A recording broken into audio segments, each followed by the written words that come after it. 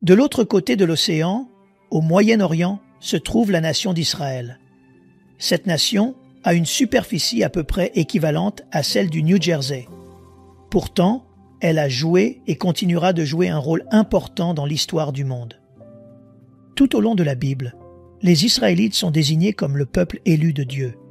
Si vous êtes nouveau dans la foi, ou même si vous ne l'êtes pas, vous vous demandez peut-être pourquoi Dieu a choisi Israël comme son peuple élu. Qu'est-ce qui rend Israël si spécial et différent des autres nations? Cette expression pourrait laisser penser que Dieu a examiné toutes les nations de la terre et a dit « c'est celle-là que je choisirai ». Ce n'est pas exactement ce qui s'est passé, mais le fait qu'il soit désigné comme le peuple élu de Dieu vous oblige à vous poser la question « pourquoi Dieu a-t-il choisi Israël comme son peuple élu ?» J'espère que les raisons que je vais partager avec vous aideront à mieux comprendre cela. Premièrement, Dieu n'a pas choisi une nation. Il a choisi un homme. Très souvent, lorsque vous pensez à Israël, vous pensez à un peuple, ce qu'ils sont aujourd'hui, mais ce n'est pas ce qu'ils ont toujours été. Lorsque vous lisez le livre de la Genèse, vous remarquerez qu'il n'y a pas de nation d'Israël. C'est parce qu'elle n'existait pas. Pendant un instant, je veux que vous considériez non pas une nation, mais un homme. Le début de la promesse de Dieu à cette nation n'a pas commencé lorsqu'elle est devenue une nation. Tout a commencé avec un seul homme, Abraham. L'Éternel dit à Abraham, « Va-t'en de ton pays, de ta patrie, et de la maison de ton père, dans le pays que je te montrerai. Je ferai de toi une grande nation, et je te bénirai. Je rendrai ton nom grand, et tu seras une source de bénédiction. Je bénirai ceux qui te béniront, et je maudirai ceux qui te maudiront. Et toutes les familles de la terre seront bénies en toi. » Genèse chapitre 12, versets 1 à 3. D'après cette promesse, vous voyez que Dieu n'a pas choisi une nation. Il a choisi un homme et a construit une nation à partir de cet homme. La raison pour laquelle je souligne ce point, c'est que Dieu n'a pas choisi Israël au hasard. Il a fait d'Israël une grande nation. Et en faisant cela, Dieu accomplissait une promesse qu'il avait faite à Abraham. Cela ne rend pas Israël plus spécial. Cela rend Dieu plus spécial, car il tient ses promesses. L'Éternel dit à Abraham, après que Lot se fut séparé de lui, « Lève les yeux, et, du lieu où tu es, regarde vers le nord et le midi, vers l'Orient et l'Occident, car tout le pays que tu vois, je le donnerai à toi et à ta postérité pour toujours. » Genèse, chapitre 13, versets 14 et 15. Deuxièmement, Dieu avait besoin d'un groupe qui représenterait son caractère sur la terre. L'une des raisons pour lesquelles Dieu a choisi Israël comme son peuple élu est qu'il avait besoin de quelqu'un pour défendre ses normes sur la terre. L'un des desseins de Dieu pour Israël était qu'il soit un peuple qui lui obéirait et garderait ses alliances.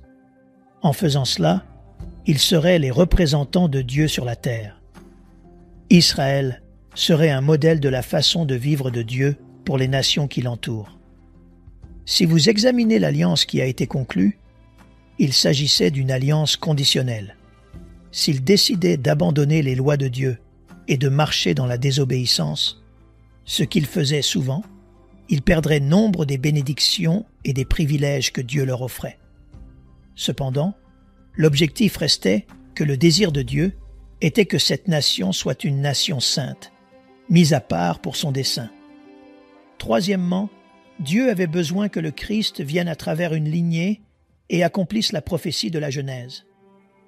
Le dernier point pour répondre à la question de savoir pourquoi Dieu a choisi Israël, et sans aucun doute le but le plus important de la nation d'Israël, est que Dieu mettait en place la lignée par laquelle Jésus allait venir. C'est vraiment le cœur de la raison pour laquelle Dieu a choisi Israël comme son peuple élu. La venue de Jésus a accompli une promesse majeure que Dieu avait faite à Abraham, à savoir que toutes les personnes vivant sur cette planète, qui y vivront ou qui y ont vécu, peuvent en bénéficier, et toutes les familles de la terre seront bénies en toi. Genèse chapitre 12, verset 3.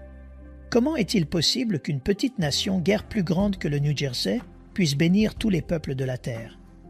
Cette raison est que, de la lignée d'Abraham, nous arrivons au Messie, Jésus. C'est en Jésus que cette promesse s'accomplit. C'est grâce à Jésus que l'offre du salut s'adresse à chaque personne et à tous les peuples de la terre. Si vous allez jusqu'au livre de l'Apocalypse, il y a une scène où Jean voit des gens rassemblés autour du trône. Remarquez ce que Jean dit après cela. « Après cela, je regardais, et voici, il y avait une grande foule que personne ne pouvait compter, de toute nation, de toute tribu, de tout peuple et de toute langue. Ils se tenaient devant le trône et devant l'agneau, revêtus de robes blanches et des palmes dans leurs mains. » Apocalypse, chapitre 12, verset 9. Lorsque Dieu a appelé Abraham dans la Genèse, chapitre 12, il avait en tête l'Apocalypse, chapitre 12. Il n'avait pas seulement une nation en tête, il avait toutes les nations du monde en tête. Il a choisi Abraham, a construit une nation à partir de lui, ce qui nous amène à Jésus. En Jésus, nous voyons l'accomplissement de cette promesse dans la Genèse et nous comprenons le résultat de cette promesse dans l'Apocalypse.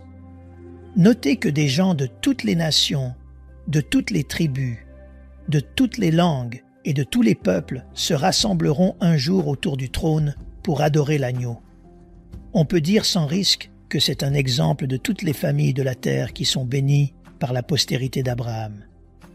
Heureusement, la promesse de Dieu ne s'est pas arrêtée à la nation d'Israël. Sa fidélité à tenir sa parole n'est pas seulement vraie pour Israël, elle est vraie pour vous. Si vous avez mis votre confiance en Christ comme sauveur, alors vous êtes maintenant la possession spéciale de Dieu. Vous avez été appelés des ténèbres et Dieu vous a sauvés pour que vous puissiez être une lumière qui oriente les gens vers Jésus. Comme Israël, nous n'étions autrefois pas un peuple, mais maintenant nous sommes le peuple de Dieu. Nous aimerions vous donner l'opportunité de faire de Jésus le Seigneur de votre vie. Voulez-vous bien prier avec moi? Dites: Seigneur Jésus, je me repens de mes péchés. Viens dans mon cœur. Je fais de toi mon Seigneur et Sauveur. Et merci Seigneur pour le baptême du Saint-Esprit en moi. Dans le nom de Jésus. Par cette simple prière, nous croyons que le Saint-Esprit vous conduit sur le chemin de la nouvelle naissance. Allez dans une bonne église dont le fondement est la parole de Dieu, passez par les eaux du baptême et donnez à Dieu la première place. Nous espérons de tout cœur que ce message vous encouragera. Si vous connaissez quelqu'un qui puisse être encouragé, s'il vous plaît, envoyez-le lui pour nous aider à atteindre plus de gens et à propager l'Évangile. Édifions le corps de Christ ensemble. Appuyez sur la cloche des notifications et merci infiniment de nous soutenir en vous abonnant à notre chaîne. N'hésitez pas à laisser vos requêtes de prière dans la section des commentaires. Sachez que même si vous ne voyez pas de réponse à votre requête, que ce soit sur YouTube, email, Facebook ou sur Messenger, nous avons prié pour vous.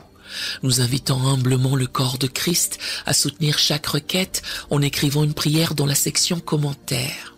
Tenez-vous ferme dans la foi avec nous pendant que nous prions. Que la grâce et la paix du Seigneur Jésus-Christ soient avec vous tous et qu'il vous bénisse merveilleusement.